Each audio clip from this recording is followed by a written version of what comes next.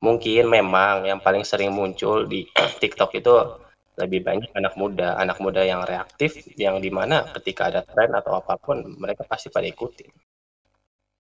Ya, salah satu hal yang mungkin aku kurang suka dari TikTok adalah karena ya lagi-lagi dia short, videonya di bawah 3 menit, yang di mana gimana ya jelasinnya? Aku sempat Panjang. ngomong ini di platform lain ya, yang di mana ketika kamu sering menonton video di bawah 3 menit, fokus kamu tuh akhirnya jadi terkuras atau terpotong lah, sehingga fokus kamu hanya minim sekali gitu. Jadi kalau misalnya ada pembahasan-pembahasan yang berat ataupun jadinya kamu nggak bisa fokus kamu hanya 3 menit, dan ketika sudah lebih daripada itu kamu gelisah gitu. Akhirnya apa? Anak-anak muda atau bahkan semua orang yang tidak sadar menggunakan TikTok, akhirnya daya fokusnya jadi kurang. Akibat dari daya fokus yang hilang itu, ya kita susah mencerna sesuatu secara komprehensif gitu, secara menyeluruh. Akhirnya kita menjadi pribadi yang reaktif. Bisa kita lihat di TikTok kan komentarnya isinya gimana ya? Mungkin ini terlalu kasar, tapi cukup bagiku ya picik gitu, maksudnya sempit pemikirannya. Jadi jujur aku sendiri kalau di pembahasan bagaimana sih pola pikir cewek TikTok itu, well di mataku cukup buruk, tapi aku nggak bisa menyalahkan mereka juga karena mereka juga hasil daripada korban teknologi gitu. Well seperti itu sih. Oke. Jadi lo termasuk Gen Z juga kan? Ya aku termasuk Gen Z hitungannya kalau dari angka lahir mah. Ya jadi sebenarnya eh, generasi TikTok itu sebenarnya kebanyakan memang Gen Z dan ini berpengaruh juga sih lebih ke psikologis ya Kak. Jadi mungkin bisa dikatakan kenapa Gen Z sekarang jadi lebih banyak yang eh, generasi strawberry gitu apa eh, manis-manis manja gitu kan nggak mau sesuatu yang berat-berat dan butuh banyak healing mungkin salah satu faktornya karena TikTok juga Bu. Oke, coba kita ke Gael dulu. Tadi gue kira tadi Gael yang hampir-hampir mirip suara kalian. Gimana Gael? Ada fakta terbaru gak? Ini topik yang sangat seksis ya. Gua nggak suka sebenarnya bahas ini. Anjay. Ini gua pro wanita di sini ya. Jadi kalau secara demografik sebenarnya nggak terlalu signifikan. Nggak, lu mau melihat banyaknya Gen Z di TikTok dan kita mau lihat di sosial media lain pun banyak. Cuman kita harus lihat fungsinya aja sih. Emang laki-laki di TikTok emang pikirannya nggak aneh-aneh? Ya aneh-aneh juga sama, nggak ada bedanya. Jadi menurut gue sih demografi di pengguna sosial media apalagi TikTok ya itu nggak terlalu pengaruh. Tetap aja orang mau jadi mental strawberry, mau jadi sering healing itu sedikit pengaruhnya dari TikTok.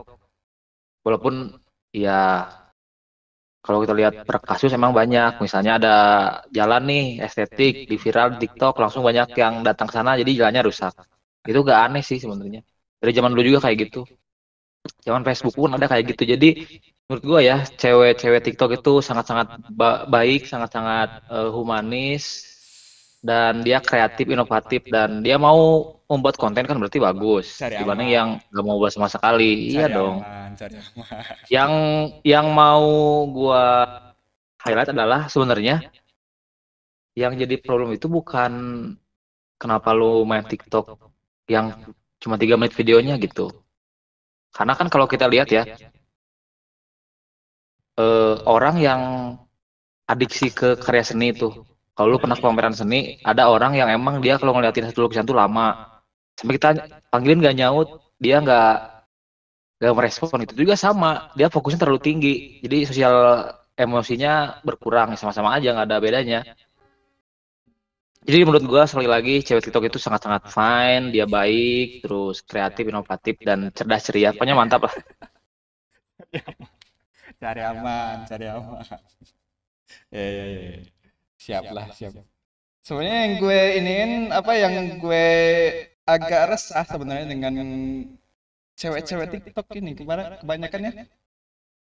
Kalau misalnya di tempat-tempat random gitu, walaupun nggak ada nggak ada apa, mereka nggak buat konten atau apa ya. Misalnya tiba-tiba ada musik, mereka langsung auto goyang gitu. Kalau cewek-cewek zaman dulu kan goyang tuh kan sesuatu yang memalukan kan kebanyakan. Kalau sekarang nih kebanyakan mungkin karena faktor TikTok juga mungkin berpengaruh pada mental seseorang, jadi eh denger musik langsung otomatis goyang gitu. Itu sebenarnya agak-agak gimana ya? Sedikit memprihatinkan sebenarnya. Ya memang pengaruh dari TikTok itu memang berbahaya gitu. Bahkan di Amerika pun sampai ingin ditutup gitu tahun depan apa gimana tuh aku dengar kabarnya. Yang Iya. dimana bahkan kementeriannya ya pokoknya kalau di bahasa kita mungkin DPR ya sampai panggil CEO TikTok gitu di persidangan gitu. Kenapa nih begini TikTok nih? Ya akhirnya keputusan akhirnya yang aku dengar TikTok dia akan di-ban di Amerika gitu. Sampai bulan apa gitu.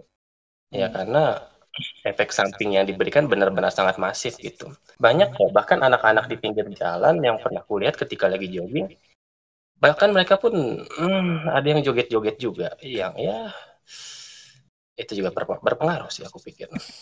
Nah ini gua mau bantah ya. Sebenarnya di Amerika itu kenapa TikTok CEO-nya dipanggil itu bukan karena CEO-nya goyang-goyang, tapi karena isu data dari masyarakat Amerika ke orang Data pemerintah Cina. Jadi bukan masalah orang goyang atau enggak, itu masalah politik. Jangan di framing jadi masalah cewek goyang-goyang, masalahnya jadi negara memban TikTok gitu. Itu nggak ada urusannya sama sekali.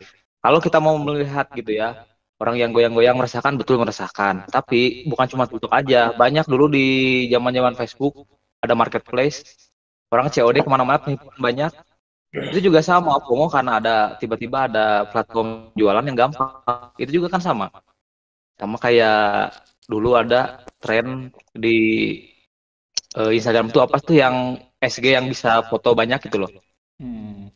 Pokoknya tiap bulan ada kan apa tuh misalnya Julai dam terus Maret damnya punya foto-foto banyak gitu lah. Orang-orang jadi pada ke gunung terus dia foto-foto doang gitu. Padahal dirinya belum kuat, belum punya alat yang mapan, ke gunung hipotermia terus ya kenapa-kenapa. Sekarang juga ada Strava kalau lu tahu Strava atau apa ya, pokoknya ya track serta. lari itu loh, yang buat lari, jogging lu bisa tahu gitu berapa menit, berapa pace-nya, berapa jaraknya. Ada jokinya loh. Apa karena TikTok? Nggak juga, itu bukan soal sosial medianya. Itu emang mental-mental orang pengen terkenal, tapi gak mau capek. Jadi ya jangan menyalahkan TikTok dong. Di sini gua mau TikTok ya. Hmm. Eh, apa ya? Ya pengaruh sosial media juga memang kan ke arah sana sehingga kan kita akhirnya hmm, secara tidak sadar ya menjadi pribadi yang narsis sehingga dikit-dikit ekspos ini, dikit-dikit ekspos itu. Kenapa kita berpikir gitu? Ya karena yang lain begitu. Akhirnya pikiran kita, oh ya sudah, orang lain begitu, kenapa gua enggak? Ataupun tadi yang kamu sebut tentang Strava yang bahkan ada jokinya. Well, aku juga sempat dapat kabar itu yang dimana ketika aku ngobrol dengan temanku, aku berpikir kayak mengerikan juga gitu. Maksudnya kan Strava aplikasi itu kan muncul untuk membantu orang nge-track olahraga gitu. Tiba-tiba ada joki gitu. Apa artinya gitu? Alat pengukur Strava untuk tracking itu dijokiin gitu. Ternyata cuma untuk ya mungkin gaya-gayaan atau bahkan ada yang bilang di kedinasan itu mereka tuh ada semacam tes lah atau mungkin tugas yang dimana mereka harus lari olahraga gitu. Tiba-tiba dijokiin sama para penjoki ini kan ironis gitu. Sehingga yang dicari dari Strava itu hanyalah apa ya tampilan luar gitu. Maksudku sosial media pun pada akhirnya berpengaruh besar juga di kehidupan kita, yang dimana itu sangat merusak kalau kamu tidak menggunakan cara bijak gitu. Oke, kita Iya, coba ada tanggapan? Gak ada ya? Ya sudah. Coba ke Nara dulu. Nara sebagai seorang pengguna TikTok yang sangat-sangat aktif, gimana pendapatnya? Aku nggak aktif nonton doang. Nonton doang. Setuju gak dengan setuju dengan siapa? Setuju dengan Arul alias Isafel atau setuju dengan Gael? Gael kan mendukung, katanya kan cewek-cewek TikTok itu sangat-sangat kreatif gitu kan, sangat-sangat eh apa ya? sangat-sangat inovatif gitu. Kalau sedangkan Isafel alias Arul ini lebih ke kontra ya, lebih ke menganggap TikTok itu ya nggak terlalu berguna gitu. Kalau kamu gimana? Sebagai ya yang tengah-tengah Ini aja sih ya, Gak? Aku percaya iya, sosial media ini itu antara nggak keduanya sih. Ya. Ini antara keduanya yang emang FYP-nya sangat-sangat sangat-sangat apa positif gitu kan. Kan biasanya orang tuh berpendapat lewat FYP-nya. Atau harus ya, yang iya. FYP-nya emang isinya ya sesuatu yang tidak mengenakan gitu.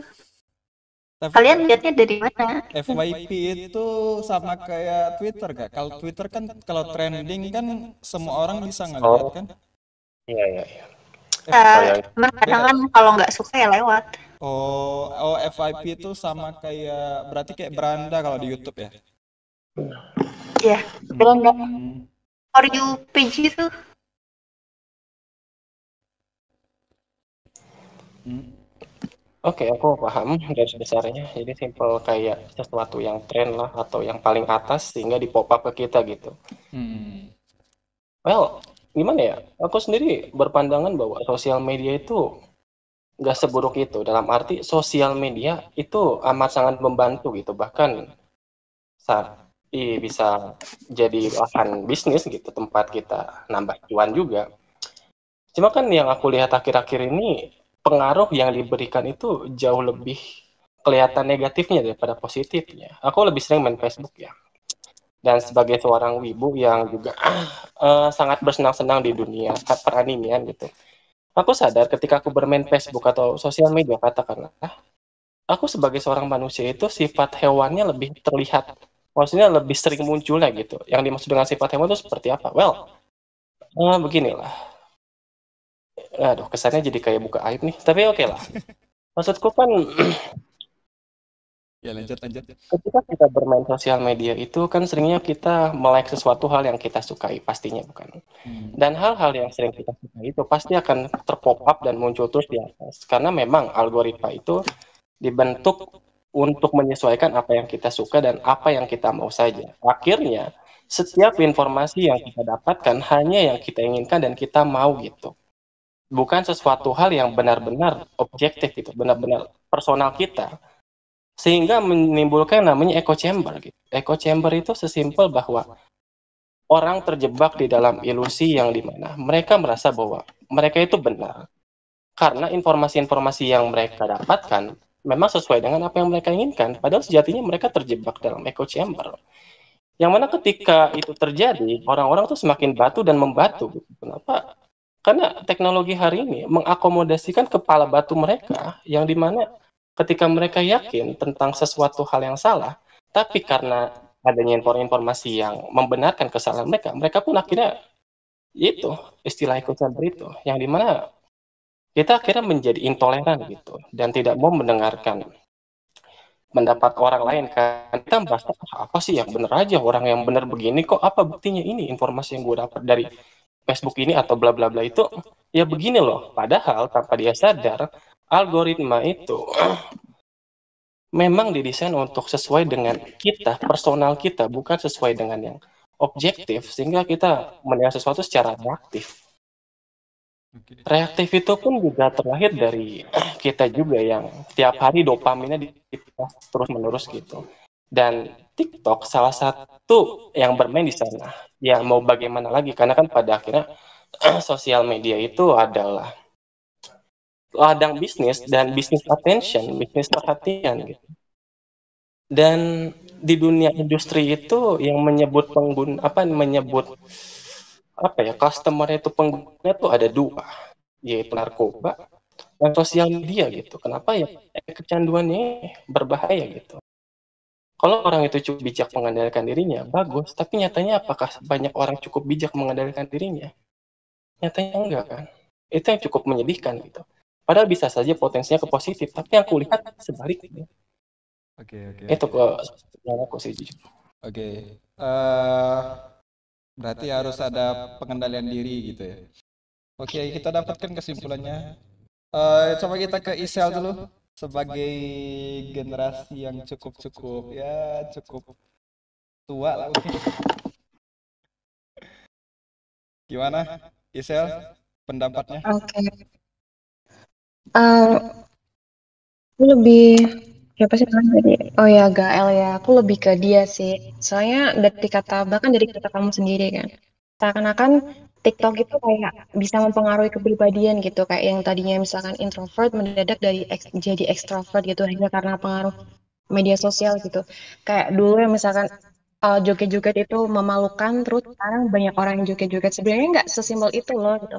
Ketika ada tempat, ada platform yang kita bisa showing apa yang kita suka gitu, apa yang kita ingin gitu, yaitu sebatas tempat doang gitu. Aslinya ya orang itu emang demikian gitu loh. Jadi ketika orang itu joget-joget ya dari dulu dia emang punya potensi suka joget-joget gitu loh, bukannya mendadak orang yang benci joget-joget jadi suka joget-joget. Enggak sesimpel itu gitu. Misal pun sebuah karakter berubah itu pun juga bukan karena sosial media gitu. Ada beberapa part kayak kayak pengalaman, terus dia adopsi nilai baru gitu, mungkin ya pengaruh modernisasi, globalisasi dan lain-lain gitu kan, atau dia belajar juga, mungkin dia lebih plural, mungkin dia lebih terbuka atau dia ngerasa itu menyenangkan gitu. Jadi nggak sesimpel itu gitu. Oke. Jadi media sosial itu cuma bisa memperkuat atau memfasilitasi pengembangan karakter yang udah ada gitu. Jadi itu nggak akan merubah sebuah wajah dari grup atau kita bisa panggil sebuah peradaban lah mungkin atau kecilnya ya orang-orang di sebuah daerah, sebuah tempat, sebuah negara gitu. Nggak akan berubah ya karena sesuatu yang baru itu datang gitu loh. Ada proses panjang gitu. So ya lebih Iya. bijak aja sih kalau aku. Karena apa yang datang dari all about ourselves kan gitu. Hmm. Ketika kita bijak ya apapun soal modernisasi itu kita nggak bisa pergi dari situ gitu. Itu sesuatu yang bakal kita terima mau nggak mau gitu. Kita nggak bisa untuk sepenuhnya apa sih nampik gitu juga nggak bisa. Kita harus nerima dan caranya ya mungkin beda-beda tiap orang gitu. Tapi yang gue ambil kesimpulan sebenarnya TikTok ini mengubah segalanya sih. Kalau dulu kan sosial media itu sebuah hal kreativitas yang lebih kreatif gitu kan. Kalau sekarang ini TikTok kayak mengubah kayak misalnya eh, cewek-cewek misalnya ada kalau di tweet sekarang lagi trending apa ya? Jadi misalnya captionnya tuh siapa yang mau menikah sama saya gitu kan, nanti ada yang komen banyak cowok-cowok gitu kan, itu kan sebuah tren gitu kan, pasti banyak orang-orang yang buat konten mirip mirip seperti itu gitu, banyak banyak gue nemuin banyak yang buat konten kayak itu kan. Terus tuh ya biasanya kontennya biasanya dia selfie gitu kan, sambil sambil kameranya ke kanan kiri gitu kan. Terus ada lagi ya kayak tren misalnya TikTok goyang-goyang, terus tuh goyangnya seperti apa, terus tuh seperti apa gitu. Ya maksud gue kayaknya TikTok tuh mengubah sosial media seolah-olah biar terkenal tuh ya goyang-goyang, terus tuh eh, selfie ke muka, terus tuh yang cantik-cantik pasti pasti langsung terkenal gitu kan, masa tuh langsung eh engagementnya langsung langsung banyak gitu kan. Jadi orang-orang yang benar-benar kreatif, yang benar-benar kayak dulu kan sosial media tuh penuh dengan hal-hal yang kreatif kayak di YouTube kayak gitu kan. Misalnya yang punya skill, misalnya dia benar-benar skillnya memang benar-benar ngedance misalnya dia skillnya bener-bener ahli nari gitu kan, cuman kalah dengan cewek cantik, cewek imut, goyang-goyang cuman gerakan dikit aja gitu. Jadi gimana ya, maksud gue tuh kayaknya tuh orang berlomba-lomba dengan sesuatu yang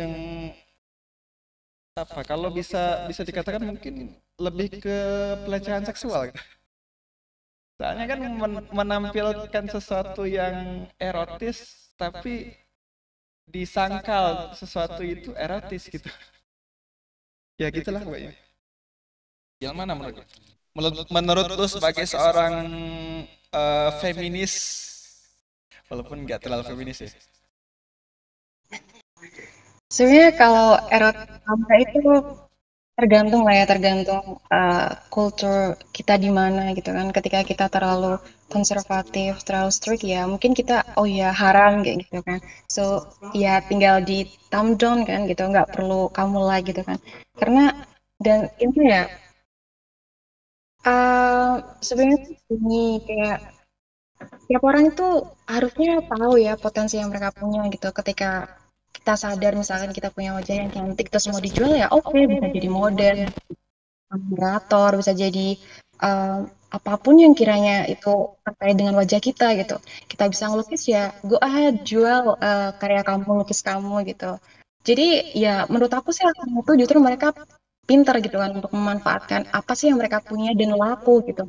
Tapi ya, emang sih beberapa ada skill yang itu cuman momentary, cuman kayak tahun ini dan beberapa tahun kemudian yang itu bakal laku, tapi setelahnya enggak gitu ya, setelahnya kayak iya nggak lagi berguna gitu kan. Ya mungkin ya sejenis kayak joget-joget itu nggak bakal berguna banget nanti, nggak akan edukatif buat our generation kan gitu.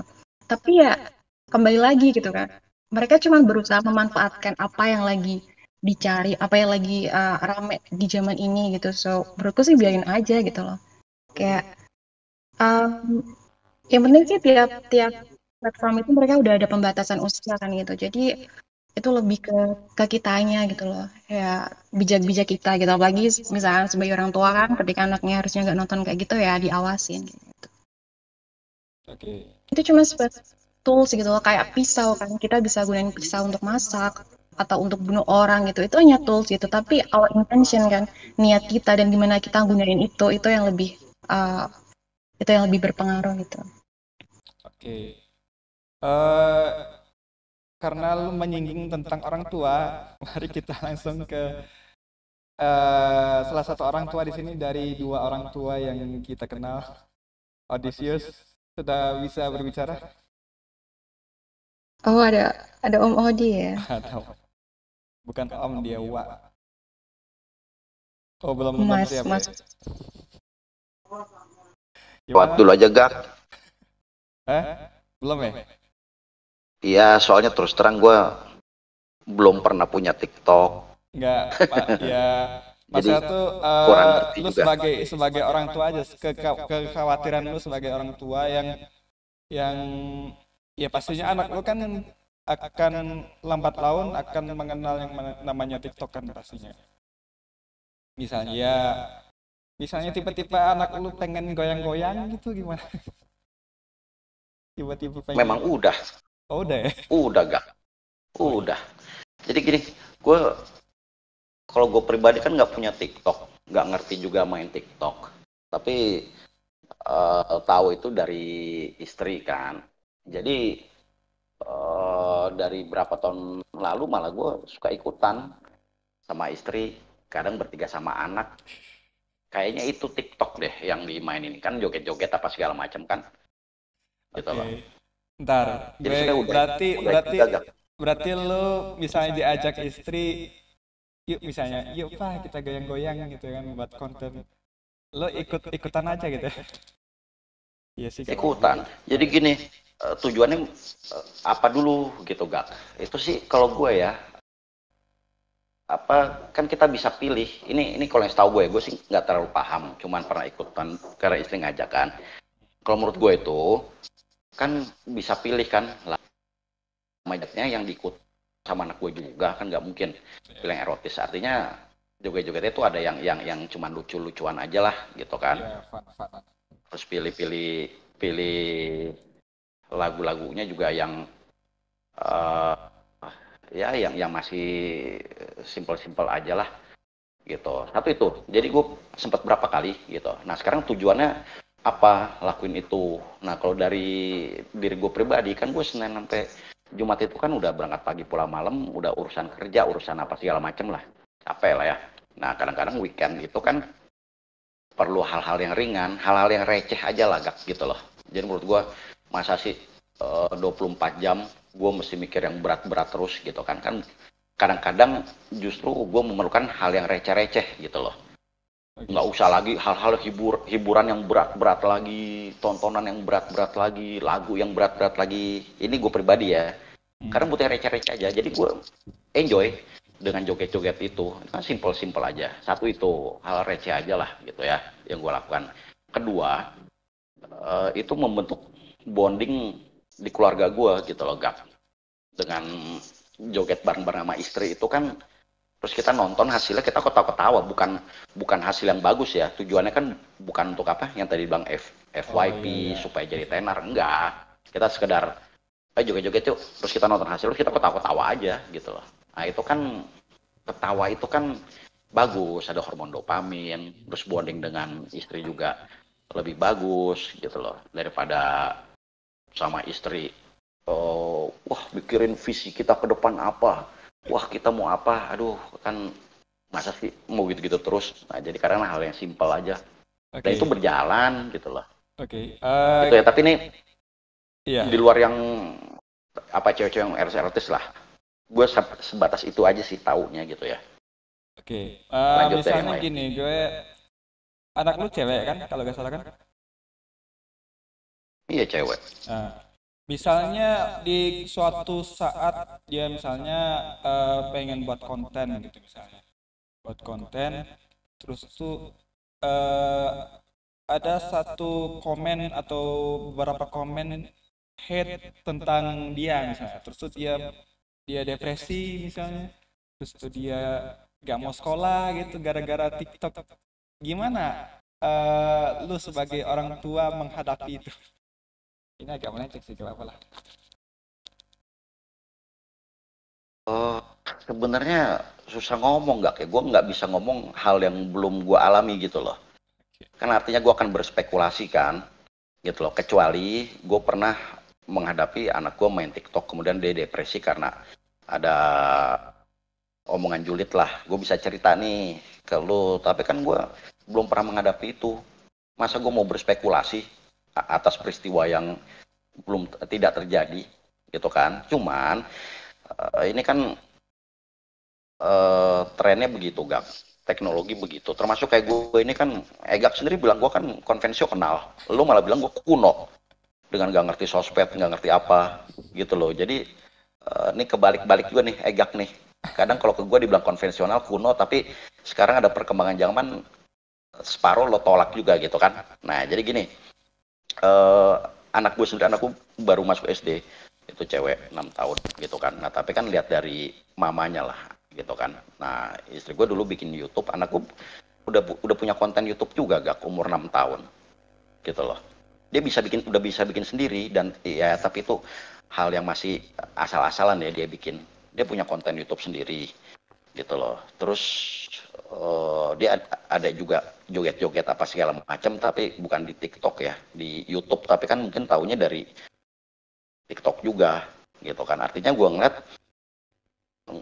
eranya kan berbeda sama era gue dulu gitu loh. Generasi sekarang teknologi kayak gitu dengan segala macam, ya gimana, masa mau dicegah gitu kan, ya biarin aja. Kalau gue pribadi ya silakan aja gitu loh, dia ikutin aja selagi menurut gue tuh masih dalam batas-batas yang masih bisa gue toleransi ya. Nah ini kan masing-masing orang, masing-masing keluarga kan punya batas toleransi beda-beda Gak. Tapi Gak kalau kenal gue kan orang ini kan agak open minded nih Gak nih. Agak apa ya, ya nggak yang terlalu ini banget lah gitu loh, agak yang lebih open lah untuk hal kayak gitu.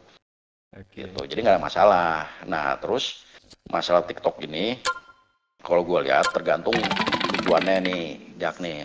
Pertama gue juga nggak terlalu paham TikTok, tapi kayak istri gue itu dulu juga main TikTok gitu loh Gak, sama temennya juga. Tapi tujuannya itu memang bisnis gitu loh, bukan mau joget-joget dan bukan bikin joget-joget memang gitu kan. Jadi yang gitu gue tahu itu kita ngomong tentang make money gitu loh. Sekarang apa sih yang bisa bikin uang? Nah, Gak sendiri pernah bilang sama gue, lo konvensional lo, masih pakai cara dagang lama, lo harus ngikutin tren. Nah, Gak sendiri bilang sama gue gitu loh di DC. Nah, ternyata ya gue juga bilang juga sama istri gue, sekarang trennya kemana gitu loh, kalau mau make money. Nah ternyata kita lihat trennya TikTok sekarang. Coba ngobrol-ngobrol sama ya siapa lah orang-orang yang main di situ. Nah jadi tujuan satu ini make money gitu loh, ngobrol sama temen segala macam yang udah jalanin, dan akhirnya join ada manajemen TikTok gitu kan, terus dibikinin kontennya itu konten dibikinin sama manajemen itu, jadi sampai kan kalau nggak salah 1.000 penonton ya gitu kan, nanti bisa live gitu kan. Nah targetnya itu dibikinin konten terus 1.000 penonton, tapi nanti setelah penontonnya banyak, istri gue itu dikasih produk gitu loh Produk. Nah dikasih produk itu dari produsen, dan itu buat dijual gitu loh, buat dijual melalui TikTok, Ya. produk